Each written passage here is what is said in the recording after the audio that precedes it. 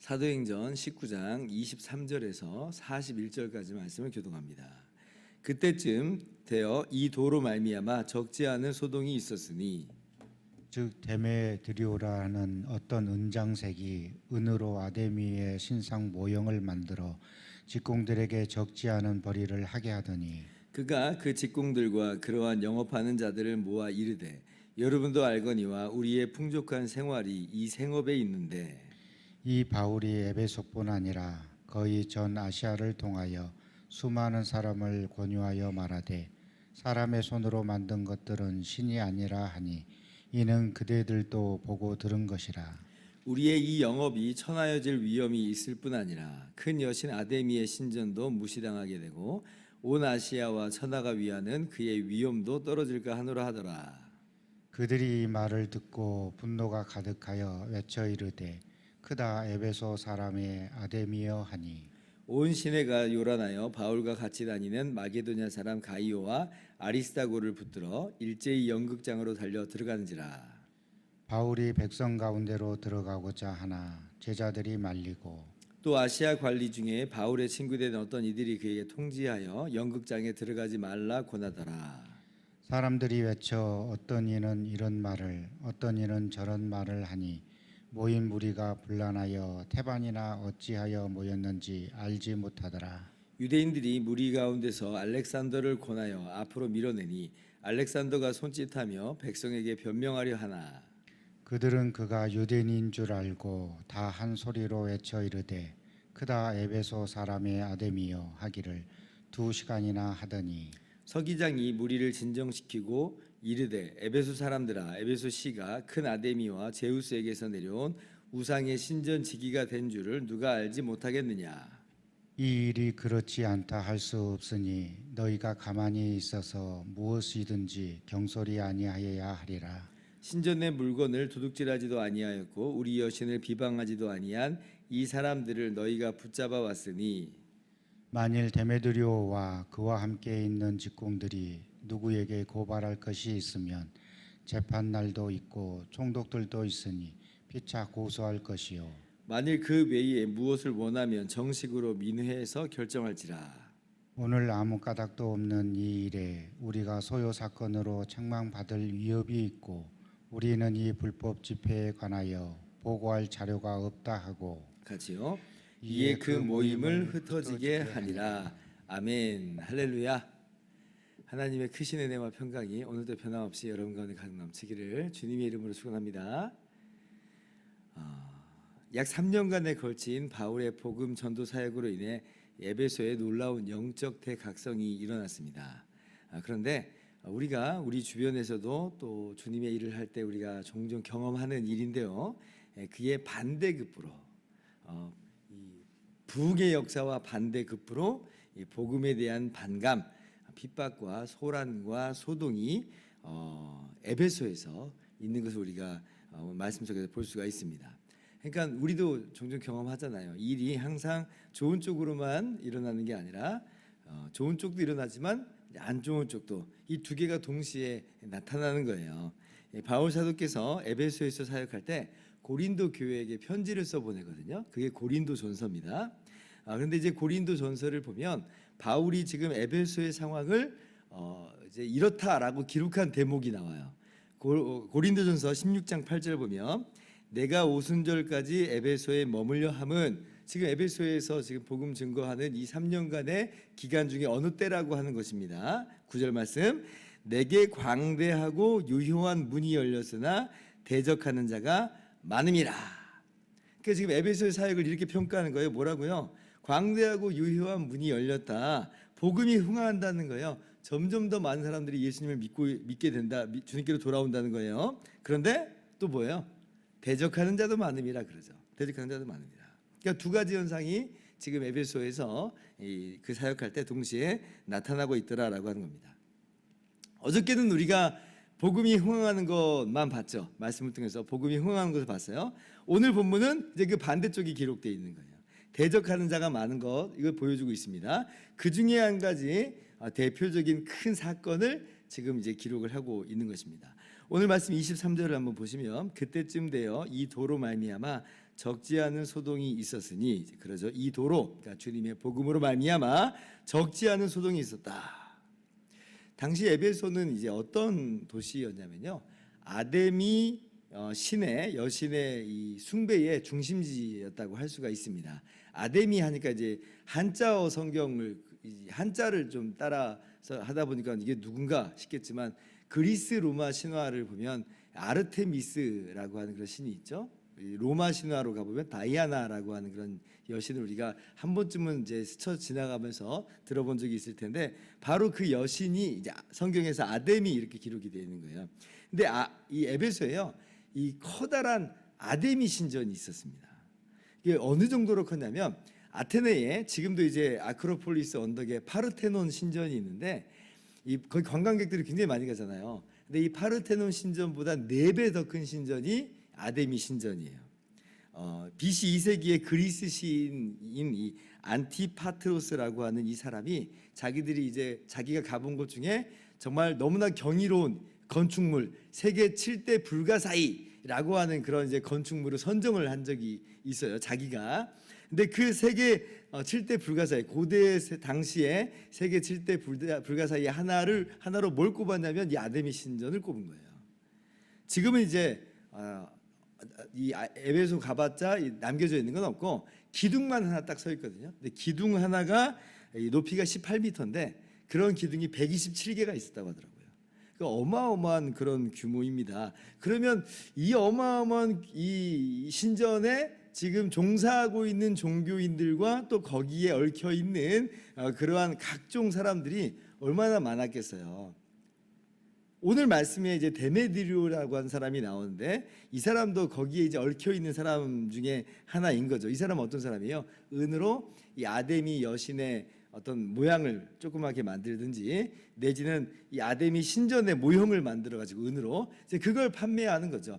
워낙 이제 이 아데미 신전이 크고 그러니까 사람들도 많이 찾아왔을 것이고, 와서는 이제 그런 것들을 다 하나 사가면서, 단순히 뭐 기념품 정도가 아니라, 기념품이라고 해도 정말 잘 팔렸을 텐데 그 당시에는 이게 지금 그들이 섬기는 신이잖아요. 그러니까 거기에 얼마나 경건한 마음을 다 기울여 가지고 하나씩 다들 사갔겠어요. 그러니 이제 장사가 잘 돼요. 그러니까 이것 때문에 이 풍족한 삶을 살 수 있게 됐다, 이제 이렇게 말할 정도입니다. 그런데 이제 이 데메드리오가 지금 뭐라고 지금 이야기해요? 사람들 불러다 모아놓고 바울이 전한 복음 때문에, 바울이 지금 26절에 사람의 손으로 만든 것들은 신이 아니다 라고 하는 바람에, 그러니까 지금 우리의 이 업이 위기에 빠지게 됐다. 그러니까 그만큼 복음의 위력이 얼마나 강력하게 그 에베소에 미쳐지게 있었는지를 우리가 간접적으로 확인할 수 있죠. 복음의 위력이 나타나지 않았으면, 사람들이 다 뭐 바울이 하는 얘기를 그냥 귓등으로 듣고 있었다면 이 데메드리오가 이렇게 반응하지 않았을 텐데, 그런데 많은 사람들이 이 복음에 귀를 기울이고 있고 그렇게 예수님 믿고 있고 아데미 신을 떠나버리고 있으니까 이제 자신들의 이 업이 위기에 지금 빠지게 되는 것을 좀 피부에 느끼는 거예요. 아직은 뭐 완전하게 지금 뭐가 큰 문제가 터졌다 이런 건 아닌 것 같습니다만은, 근데 이제 이대로 가다가는 이제 안 되겠다는 마음이 확 들어간 거죠. 그래서 사람들을 막 선동을 하는 겁니다. 가장 큰 그들의 마음 가운데, 데메드리오 마음 가운데 있었던 가장 큰 문제는 이제 경제적인 문제죠. 이게 이제 자기 밥벌이니까. 그런데 이제 그걸 이야기를 해요. 그러니까 그걸 숨기진 않아요. 그런데 그것만 이야기하는 게 아니라, 이 데메드리오가 참 교묘해요. 뭘 이제 건드리냐면 아데미 신의 위엄이 손상된다 이렇게 이야기하고, 그리고 이 에베소라고 하는 도시가 아데미 신의 숭배 중심지로서 도시의 위치라는 게 있잖아요. 근데 지금 아데미 신의 위엄이 격화된다면 우리 에베소시도 지금 이 망하는 거 아니냐라고 하면서 사람들의 종교심도 자극하고 애국심, 뭐 지역 감정이랄까요? 애국심도 막 자극을 하는 거예요. 그러니까 뭐 이제 데메드리오와 그 몇몇 사람들은 이제 경제적인 문제에 제일 지금 신경이 쓰이겠지만 다른 사람들은 이제 그런 거에 연결되어 있지 않을지라도 종교적인 사람들 또 내지는 아주 그냥 애국적인 사람들은 막 성이 나는 겁니다. 화가 막 머리 치밀어 오르는 거예요. 그래가지고 이제 다 선동돼가지고 소동이 일어나는 것이 이성을 잃어가지고 막 아데미 막 이러고 아마 행진을 했을 수도 있겠다 싶어요. 심지어 이제 바울을 잡으러 가는데 바울을 못 잡았어요. 어디 있는지 모르고. 그러니까 바울과 함께 다녔던 가이오와 아리스타고를 잡고 연극장으로 이제 막 몰려 들어가는 겁니다. 연극장 그러니까 이제 우리 연극, 우리 무슨 극장 같은 걸 생각을 하는데 그러지 않고 이제 당시에는 큰 도시마다 좀 야외로 이렇게 좀 앉을 수 있는 야외의 무대 같은 게 있었어요. 제가 아주 옛날에 이제 에베소에 갔는데 다른 고대 도시들은 이제 다 폐허고 거의 없어요. 가봤자 이게 뭐 이런 도시였는지 아닌지조차도 모를 정도인데, 근데 에베소만큼은 유적이 굉장히 많이 발견이 됐고 또 잘 보존됐고 그렇게 해서 관광객들이 이제 에베소에도 지금 많이 가요.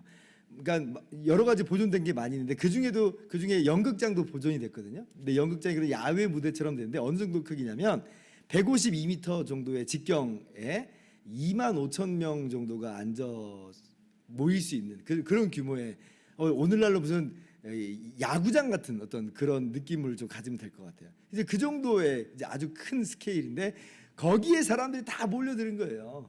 다 몰려들어가지고 지금 이 문제를 해결해야 되겠더라고, 바울을 어떻게 해야 되겠다고 지금 그렇게 이제 몰려든 거죠. 참 큰 문제가 터진 겁니다. 이게 지금 이제 딱 어떤 느낌이냐면 풍선이 이렇게 막 부풀어 오르는 느낌이라고 할까요? 거기에 이제 바늘만 하나 탁 대면 빵 터질 것 같은 일촉일발의 위기, 이제 그런 상황을 우리가 오늘 말씀 속에서 볼 수가 있어요. 굉장히 위험한 불안정한 상태예요. 이러면 너무 궁금하죠. 야, 이렇게까지 이게 이성을 잃을 일인가? 뭐 자기들이 그냥 안 믿으면 되는 거 아니에요? 나는 뭐 예수님 안 믿을래? 라고 하면 되는 걸 텐데, 야, 이렇게까지 흥분하는 이유가 뭔가? 그러니까 우리로 하여금 이렇게 흥분하게 하는 일이 있는 것 같아요. 복음이 우리 가운데 이제 역사하는데 또 믿지 않는 사람 같은 경우는 혹은 믿는 우리들조차도 이 부분을 건드리면 굉장히 흥분하는, 이제 이성을 잃을 정도로 흥분하는 그런 일이 있을 것 같은데, 데메드리오 같은 경우는 돈 문제겠죠. 돈이 우상이야. 그러니까 지금 밥벌이가 끊어지니까 지금 자기의 사업이 무너질 것 같으니까 거기에 이제 이성을 잃는 거죠. 어떤 사람들은 이제 종교적인 사람들은 이 종교가 공격당한다, 우리의 종교가 지금 공격당한다고 하는 거기에 아마 흥분하고 있을 것이고, 어떤 사람은 이제 우리 에베소라고 하는 어떤 자긍심이 또 공격을 받으니까 이제 거기에 또 이제 또 욱하는 마음에 또 우르르 다 몰려 나오는 그런 모습인 것 같습니다. 어떤 부분이든지 사실 우리도 마찬가지예요. 우리도 어떤 부분에 있어서는 우리가 견딜 수 없을 만큼 또 분노로 터뜨리는 이제 그런 영역들이 이제 있는 것인데, 근데 오늘 이제 말씀 계속 보니까 감사하게도 이런 일촉일발의 위기 상황을 누가 정돈을 하냐면 에베소시의 서기장이 지혜롭게 정돈을 합니다. 정말 이게 법적인 문제가 있는 거라면 어떻게 하라는 거예요? 고소하라는 거예요. 정식으로 고소해라. 이렇게 막 폭동 수준으로 막 사람들 모아가지고 이렇게 하지 말고, 이러면 이제 사람들이 어디로 튀어나갈지 모르거든요. 그러니까 이렇게 하지 말고 정식으로 지금 법정에 고소를 하든지 민회에 지금 진정을 넣든지 이제 그렇게 하라라는 거예요. 폭동식으로 이렇게 나가다가는 로마 제국에 보고할 제목도 없고 도리어 너희들이 문제에 빠질 수 있다. 지금 이렇게 얘기를 합니다. 그러니까 이제 모였던 사람들이 이성을 좀 찾아요. 진정되기 시작합니다. 그리고 이제 해산이 되는 거예요. 바울은 문제될 게 없죠. 바울은 뭐 이 아데미 신전의 물건을 훔친 것도 아니고 파괴한 것도 아니고 뭐 또 직접 모욕한 것도 아니니까 지금 고소해봤자 사실은 바울에게 있어서는 아무런 문제될 건 없습니다. 근데 이제 바울에게 대한 직접적인 물리적 위협은 이렇게 해서 다 제거가 된 거예요. 그러니까 참 놀랍죠. 하나님께서 일반 은총 가운데 세우신 국가라는 제도를 통해서 하나님께서 오늘 바울을 보호하시고 이 교회를 보호하시는 모습을 우리가 오늘 보는 것입니다. 그래서 우리가 오늘 말씀 속에서 그래서 알아야 될 건 뭐냐면 부흥의 역사가 있어요. 에베소를 통해서 얼마나 놀라운 부흥이 있게 됐어요. 데메드리오가 정말 위축될 정도로 위기감을 느낄 정도로 부흥이 있어요. 에베소뿐 아니라 아시아 지역 전체로 이 복음이 퍼져나가는 놀라운 역사가 있었습니다. 그런데 꼭 뭐도 있다?